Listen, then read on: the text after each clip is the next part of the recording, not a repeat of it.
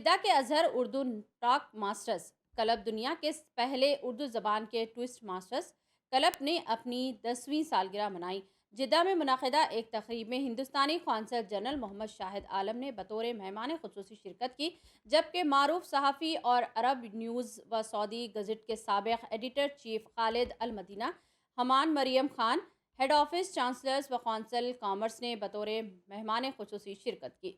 اس Azhar Urdu talk masters club کے صدر Abdul Rahman M bag نے اپنی خیر مقدمی کلمات میں مادری زبان کی اہمیت اور اردو زبان کی مٹھاس سے سامعین کو لطف اندوز کیا۔